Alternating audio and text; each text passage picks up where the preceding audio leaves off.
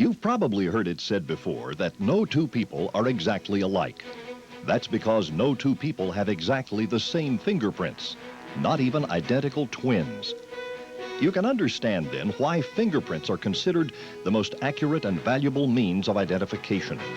They never change during the course of a lifetime. Look closely at the tip of one of your fingers, and you'll see dozens of lines. These lines are known as friction ridges, and they form patterns called arches, whorls, and loops. These ridge patterns are used to classify fingerprints for filing purposes. However, there are tiny details, or minutiae, located within the ridge patterns that are used for actual fingerprint identification. When fingerprints are properly rolled and inked and look like this, the minutiae is recognizable. But when fingerprints look smudged like this, the minutiae is not recognizable. That means the fingerprints are no good. Taking good fingerprints is not a difficult process, but it does require the appropriate technique. It also requires the proper equipment. Here's what you will need: a fingerprint card holder, fingerprint cards, adhesive back reprint labels, and either a Portolon ink pad or a tube of fingerprint ink, a roller, and an inking plate. Your work surface should be elbow height from the floor. You might consider using something like this, a freestanding combination fingerprint and palm print station. Before fingerprinting your subject, have him wash and thoroughly dry his hands. If soap and water aren't available, at least have him wipe his hands with a moist towelette. When using an inking plate, cover it evenly with fresh ink.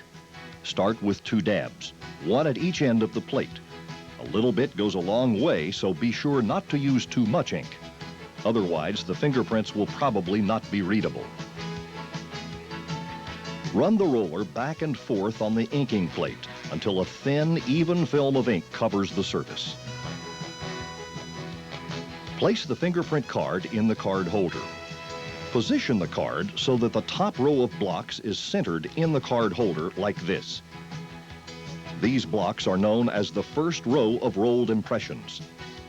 Have the subject stand in front of and facing the table. Make sure he is relaxed and does not try to help you. Begin with your subject's right thumb. Get a firm grip on your subject's hand like this. Roll the thumb on the inking plate from nail edge to nail edge. Keep in mind that you want to roll the thumb from an uncomfortable position to a comfortable one. Then roll it from nail edge to nail edge in the appropriate place on the fingerprint card. Let's watch this again. This time, notice how the thumb is inked and rolled toward the center of the subject's body, so that his thumb stays relaxed and is easily lifted from the card without slipping. Look at the card, and you will see that the fingers of the right hand should be inked and rolled next.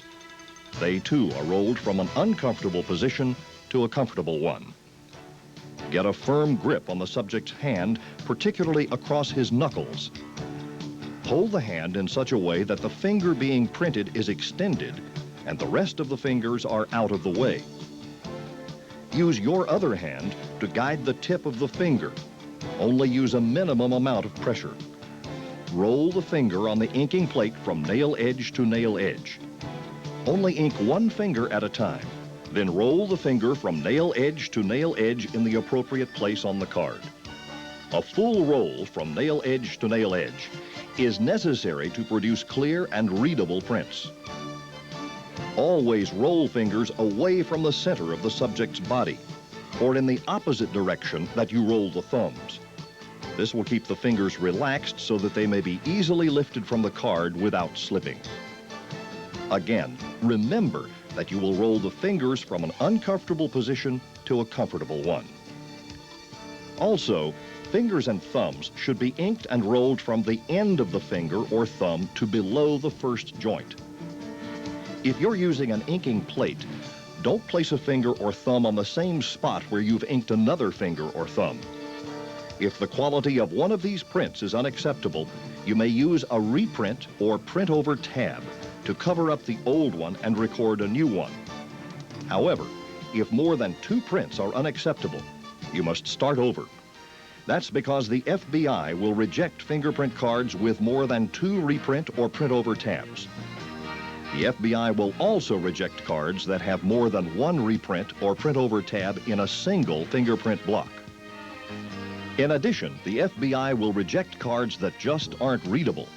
That's why it's important to be aware of certain circumstances that may require special fingerprint taking techniques. If your subject's hands are perspiring heavily, it may be necessary to dry his fingers separately before each print is taken. Use lint-free towels if possible. You may need to apply a small amount of ridge builder to your subject's fingertips if the skin on his hands is worn or thin.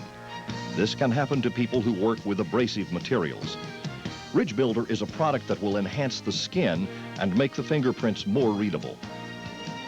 If your subject has physically disabled hands, it may be necessary to use a coroner's spoon to obtain readable prints.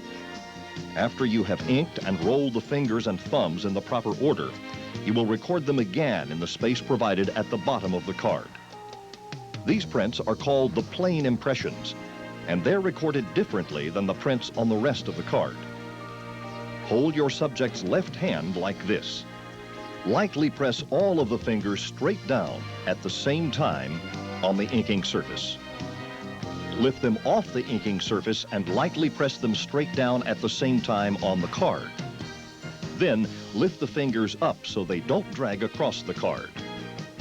The thumbs are inked the same way, straight down on the inking surface. They are then recorded in the appropriate space on the fingerprint card. If your subject's hands are too large for all 4 fingers to fit simultaneously in the plane impression area, try turning the hand slightly. If the little finger still will not fit on the card, print the index, middle, and ring fingers together on the card, then print the little finger in the remaining vacant area. Look at the card carefully and make sure the fingerprints are clear, legible, and in the proper sequence. If the quality of 1 or 2 of these prints is unacceptable, write the word "over" above the corresponding finger in the plane impression area, reprint and label the prints in a clear spot on the back of the fingerprint card. Again, if more than 2 prints are unacceptable, you must start over. If a finger is bandaged or amputated, write the word "bandaged" or "amputated" in the correct location of the plane impressions. Do not write in the rolled impression area. When the fingerprint card is complete, you must sign and date the card in the proper location. Palm prints are recorded in a manner similar to that of fingerprints.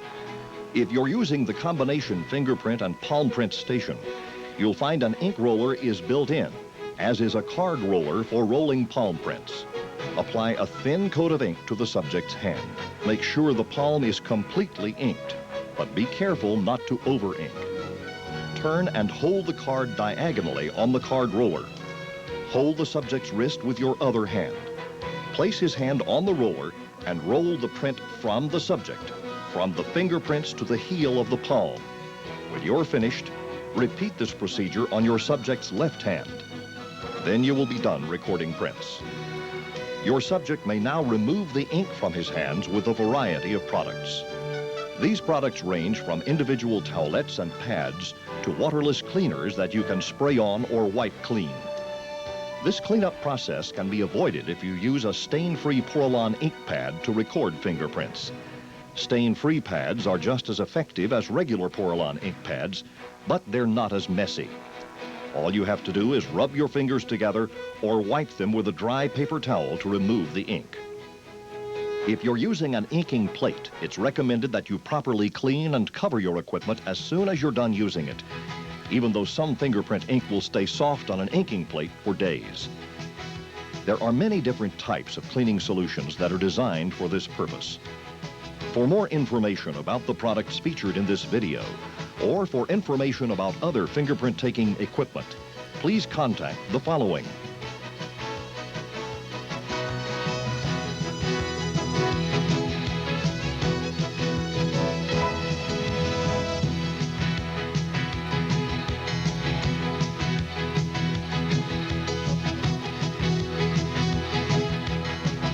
If If you're interested in expanding your knowledge in the field of forensic science, contact the American Institute of Applied Science.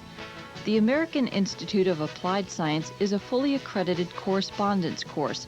Over 250,000 institute graduates have started new careers worldwide. You will use the same materials used by crime scene investigators and lab technicians. You will learn the full classification of fingerprints, bullet comparisons, question document examination, and photography. Everything you need to conduct a proper forensic investigation. Set your own pace and become a graduate of the American Institute of Applied Science today. Call us toll-free at 1-800-354-5134 and ask for a free video about the American Institute of Applied Science.